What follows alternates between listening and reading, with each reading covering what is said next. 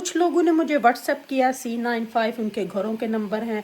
कुछ लोगों ने मुझे, एक मुसलमान का बच्चा हो सकता है गुस्ताह रसूल, और बच्चा भी वो जिसके मुंह पे हर वक्त सलावात रहती है, हर वक्त दुरूद शरीफ किया। उनको स्कूल के रोल नंबर्स मिले हैं इस नंबर से, तो फिर पाकिस्तान की हुकूमत को चाहिए कि इस नंबर को ब्लॉक कर देना चाहिए ना अपनी तारीख में। Welcome back to Irma P channel. और सुनाएं कैसे हैं सब? अल्हम्दुलिल्लाह आपकी दुआ से मैं ठीक ठाक खुशबाश। आपकी आपी आपके सामने खड़ी है। आज कुछ सवाल हैं, कुछ जवाब हैं। कुछ लोगों ने मुझे पिक्चर्स, मैसेजेस, इतनी चीज़ें भेजी। और जो फैमिली में नए मेंबर शामिल हो रहे हैं उन सबका वेलकम। रजब फैमिली में से, गज़ल जवाब फैमिली में से, सबका वेलकम। ऑफ कोर्स हम रजब के साथ हैं, हम उसके लिए खड़े हैं, उसकी आवाज़ बन के खड़े हैं। बल्कि मेरे हिसाब से हर यूट्यूबर, हर टिकटॉकर को अपनी लड़ाई एक साइड पे रखनी चाहिए और रजब का साथ देना चाहिए। सिर्फ और सिर्फ इस वक्त रजब का साथ देना चाहिए। उससे जो गलती से गलती हुई है उसको इतनी बड़ी सज़ा नहीं मिलनी चाहिए। आगे चल के आपको बताऊंगी कि लोगों ने मुझे पिक्चर्स भेजी इस नंबर की, कुछ लोगों ने अपने प्रूफ भेजे, कुछ लोगों ने कुछ भेजी, वो सारा आगे चल के आपको दिखाऊंगी। उससे पहले अगर आप मेरे चैनल पर नए हैं और आपने अभी तक इरमा पी चैनल को सब्सक्राइब नहीं किया तो काइंडली जल्दी से जाएं, इरमा पी चैनल को सब्सक्राइब, लाइक और शेयर कर दें ताकि ये हमारी आवाज़ पूरी दुनिया पे पहुंच सके। हम रजब के साथ हैं, हम रजब के साथ हैं, हम रजब को सेव करेंगे, हम रजब को सेव करेंगे। तो ये आवाज़ जो है ये पूरी दुनिया में जाए, पूरी दुनिया में फैला दो। हम एक माँ की आवाज़ है, हम एक बहन की आवाज़ है। गज़ल इतना रो रही है, इतना रो रही है। आज 2 दिन के बाद मेरी उससे बात हुई, हिचकियाँ ले के रो रही है। आप ही मेरे भाई को बचा ले, आप ही मेरा भाई मुसीबत में है, आप ही कुछ करो, आप ही। हालांकि मैं कुछ नहीं कर सकती, लेकिन मैं ये आवाज़ ज़रूर उठा सकती हूँ कि एक मज़लूम जो कि बेगुनाह है, ये सिर्फ़ और सिर्फ उससे जेलसी है, ये सिर्फ़ और सिर्फ उससे बदला लेने की कोशिश की जा रही है। कुछ बरादरान, कुछ ये वो जो कि अपनी अना का मसला किसी एनी लाइफ पे बैठ के उन्होंने ये उससे खुनस निकाल लिया। उसको पहले धमकियां दे रहे थे 1 मंथ से कि अपना चैनल बंद करो, ये करो, वो करो। रजब की ये वीडियो इन सारी चीज़ों से पहले की आई हुई है अगर आप लोग देखें तो। लेकिन चलते हैं आगे, जाके तफसीलन इससे बात होगी। व्लॉग पूरा देखिए ताकि आप लोगों को समझ आ सके। रेसिपी है, सबसे पहले अपना इफ्तारी की जो रेसिपी है वो रेडी करते हैं। आज बनेगा जी कोफ्ते की फुल रेसिपी आप लोगों के साथ शेयर होगी और उसके बाद पूरी तफसील मैं आप लोगों के साथ शेयर करूंगी। आगे चल के बने जुने रहे साथ, और व्लॉग्स आप लोगों ने पूरा देखना है ताकि आपको पता चले कि हम किस की बात कर रहे हैं और हम किन चीज़ों की और किन प्रूफ्स की बात कर रहे हैं। तो चल के देखते हैं। पहले रेसिपी, खाना रखते हैं क्योंकि रोज़े हैं सबके, फिर बैठ के आपसे तसल्ली के साथ बात करते हैं। को मिक्स करने के लिए ये हमने 1 किलो चिकन ब्रेस्ट का कीमा लिया। इसको हमने धो के अच्छे से छाननी में रख दिया था कि सारा एक्सेस पानी जो है वो निकल जाए। तो ये 1 किलो की रेसिपी है, आप अपने हिसाब से कम और ज़्यादा कर सकते हैं। अब मैंने ये सारी हांडी के लिए प्याज लहसुन जो है वो यहाँ पे पीसा हुआ है, तो इसी में से हम थोड़ा सा प्याज लहसुन इसके अंदर ऐड करेंगे क्योंकि ये सारा हमने इकट्ठा ही पीस लिया था। तो थोड़ा सा इसके अंदर भी ऐड कर देंगे, कोफ्तों के अंदर भी बहुत थोड़ा सा जाएगा, बस इतना। ठीक है। अब साथ ही हमने आज मैंने चने नहीं पीसे, बेसन को मैंने भून के रख लिया हुआ था, ये ऐड कर दिया। ये तकरीबन 2 टेबलस्पून है। उसके साथ नमक, क्रश चिली, रेड चिली का पाउडर, गरम मसाला और हल्दी, ये ऐड कर दिए। अब इसके साथ और क्या ऐड करना है, ये हम ऐड करेंगे 1 अदद अंडा, ये, और बस अब हम इसको अच्छे से कर लेंगे मिक्स।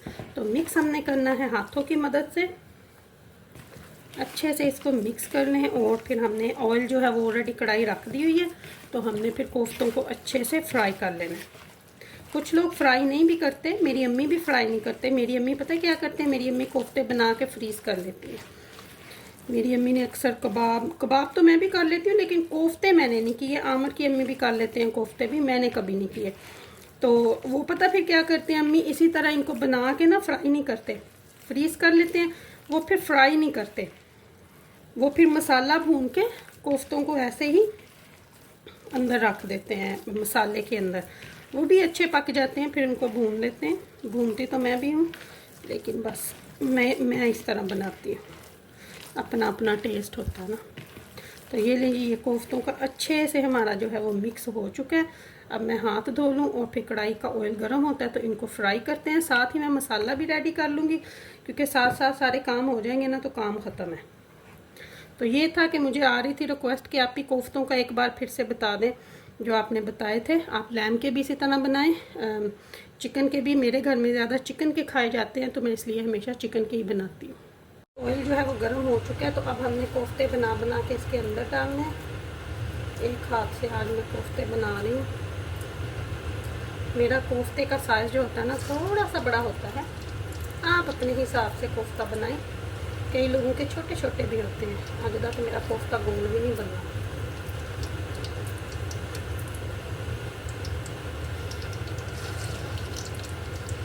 इसी तरह मैं सारे कोफ्ते जो है ना बना के उनको फ्राई करूँगी।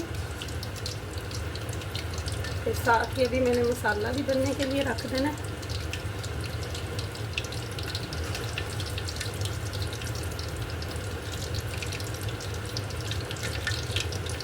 किलो में से 18 कोफ्ते निकल आते हैं ईजी से।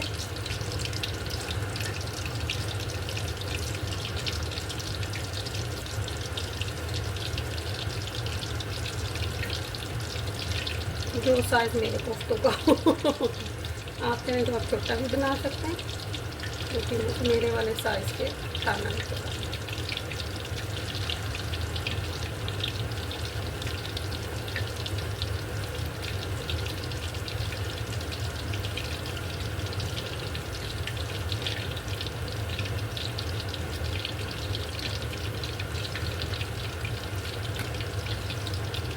परफेक्ट मीट बॉल आज पता नहीं बनेंगे कि नहीं बनेंगे। आज तो कोई नक्शे ही बनेंगे। चलो कुछ भी बन जाए। चलें जी, अब इनको फ्राई कर लें हम लोग। यहाँ पे पीछे कोफ्ते फ्राई हो रहे हैं, तो यहाँ पे मैंने मसाले के लिए भी जो है वो हांडी रख दी है। तो अब ये सारा जो हमने लहसुन अदरक प्याज पीसा हुआ है ना, ये इसके अंदर ऐड करेंगे। इसमें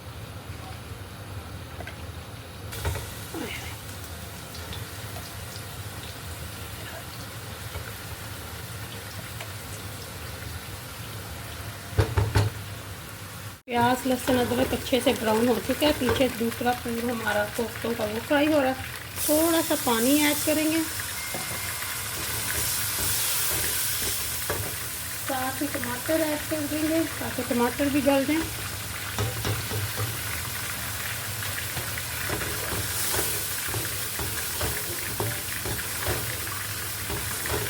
अगर टमाटर गल जाए फिर मसाले ऐड करते हैं। ये वो अच्छे से गल चुके हैं। मेरे कोफ्ते भी सारे माशाल्लाह से फ्राई हो चुके हैं। और अब इसके अंदर हमने ऐड करना है मसाले। मसाले आपको पता ही हैं, जेड़े घर विच हुंदे ने। कभी मैंने डब्बे के मसाले नहीं यूज़ किए, सवाए बिरयानी जो कि मैं कभी साल में एक आध बार पकाती हूँ।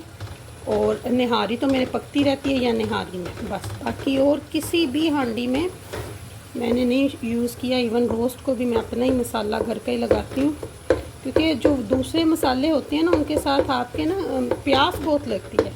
कभी किसी के घर में खाओ ना तो आपको पता चल जाता है। तो ये देखें जी, ये सारे घर के मसाले हैं जो अंदर चले गए।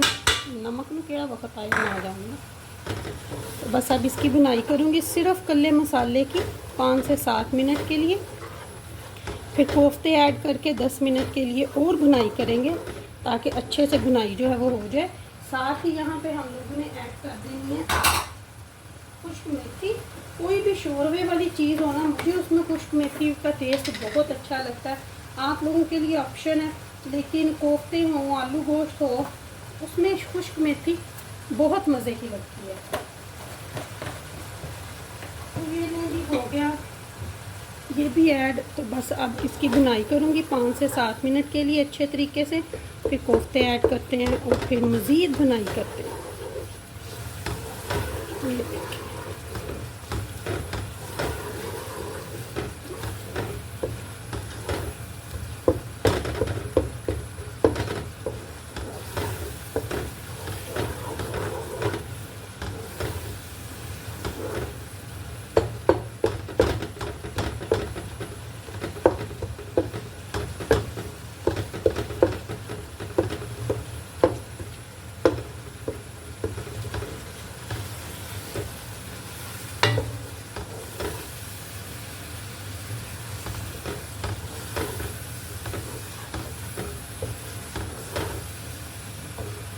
जी अच्छे से इसकी बुनाई जो है मसाले की हो चुकी है, बहुत अच्छे तरीके से मैंने कर ली है। अब इसको निकालते हैं, निकाल के तो कोफ्ते ऐड करते हैं। कोफ्तास ऐड करने हैं, कोफ्तास कोफ्तास मुझे पता है, मैं ठहर जाओ ज़रा। ये बिस्मिल्लाह, कोफ्ते ऐड करते हैं। और अब कोफ्तों की बुनाई हमने इसके साथ करनी है, ठीक है, क्योंकि कोफ्तों को दोई के साथ हिलाएंगे ना तो कोफ्ते टूटते तो नहीं है वैसे, लेकिन साइड टू साइड अभी हमने इनको हिलाना है, बिल्कुल इस तरह।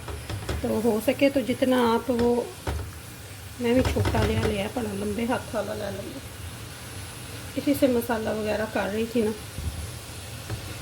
मैं क्या चले इन्हें ना निकाल लूँ। कोई भी सीधा स्पून स्पैचुला कोई भी आपके यहाँ घर में होना, उसके साथ बस साइड टू साइड अब आपने इसकी 10 मिनट के लिए बुनाई करनी है। और फिर बस जितनी ग्रेवी रखनी है उस हिसाब से पानी डालें और कोफ्ते रेडी हैं। थोड़े से अभी इस सिचुएशन पे मैं डाल दूँगी 2 बड़ी इलायची, क्योंकि इसकी खुशबू जो है वो शोरवे में से फिर अच्छी आती है। बड़ियाँ महंगियाँ हो गई ने बड़ियाँ इलायचियाँ, मैं कहनी अग लग गई है इन्होंने।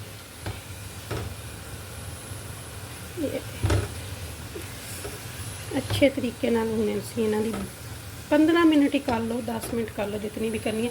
वो भी पके हुए, मसाला भी बुना हुआ है, लेकिन फिर भी सान सुकून नहीं ना भुन भुनाई करने तो।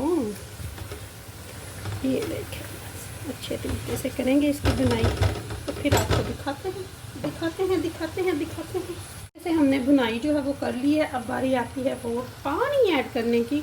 तो जितनी आपने ग्रेवी रखनी है ना, उस हिसाब से, या जितना शोरबा आपने बनाना है उस हिसाब से रखें, उस हिसाब से पानी डाल दें। मेरे घर में क्योंकि ये ज़्यादा, आज तो बच्चों ने आज भी स्पगेटी के साथ ही खाने हैं, मैंने और आमन ने ही रोटी खानी है, तो मैंने सिर्फ उतना रखना है जितना खाया भी जाए और रोज़ों में चीज़ वेस्ट भी ना हो। ये बस पानी डाल दिया मैंने, इतना ही बहुत था मेरे लिए। तो बस अब इसको पकने देते हैं, तो फिर आपको इसकी फ़ाइनल लुक दिखाते हैं। जी कोफ्तों की फ़ाइनल लुक माशाल्लाह से हांडी हमारी रेडी हो चुकी है। बस अब हम फटाफट से ज़ोहर की नमाज़ अदा करेंगे, कुरान पढ़ेंगे। हो गई हमारी कुकिंग, रख हो गया। आपने देख लिया कि इफ्तारी का सालन बन जाए ना तो बस बंदे को फिर हो जाता है कि बस अब मैं वेला हूँ। तो चलें जी, शुरू करते हैं।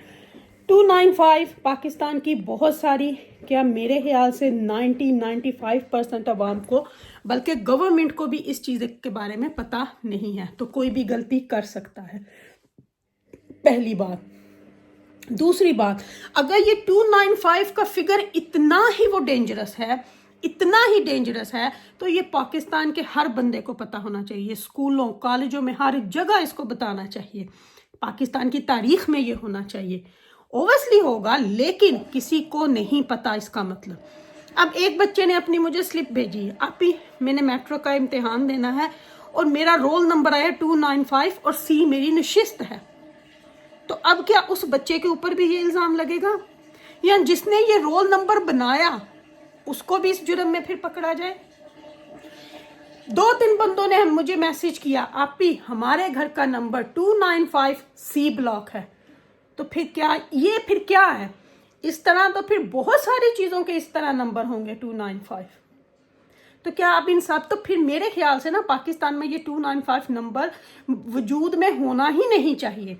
जैसे यहाँ यूके में बहुत सारे लोगों को पता है कि 13 नंबर से घर नहीं होते, 12 होता है, फिर 14 पे चल जाता है मोस्टली, मैं सब नहीं कहती, मोस्टली 13 नंबर घर किसी ने देखा नहीं होगा।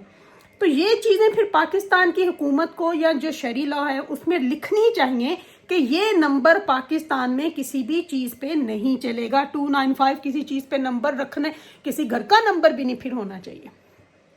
अब उसने परफ्यूम लॉन्च किया, उसने उसका नंबर रख दिया लकी नंबर के हिसाब से 295। उसको क्या पता था उसका लकी नंबर उसके फंदे, उसकी फांसी बनेगा। अब किसी अनजान बंदे ने उसको ये नंबर बताया, उसने रख लिया बगैर तहकीक किए कि क्या इसका मीनिंग हो सकता है, क्या नहीं हो सकता, उसको नहीं पता था। लेकिन अब किसी को उसकी, अब उसने माफ़ी मांगी, उसने कुरान के ऊपर हाथ रख के माफ़ी मांगी। अब अगर वो इतना ही गुनाहगार था तो अल्लाह अपने बंदों को, कहते हैं ना कि जब अल्लाह अपने घर बुलाता है अल्लाह का बुलावा आता है।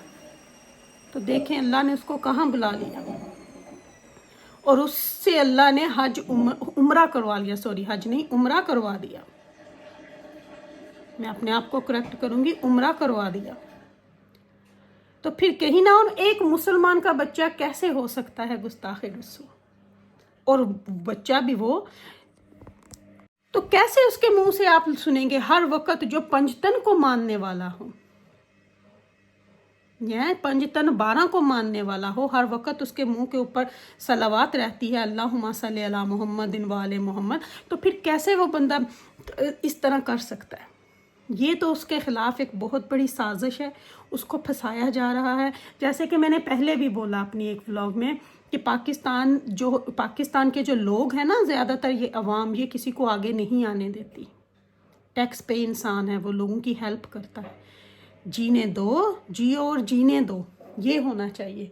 तो हम रजब भट्ट के साथ हैं। मेरा ये मैसेज हर यूट्यूबर और हर टिकटॉकर को जाना चाहिए कि सब प्लीज़ सब उसका साथ दें।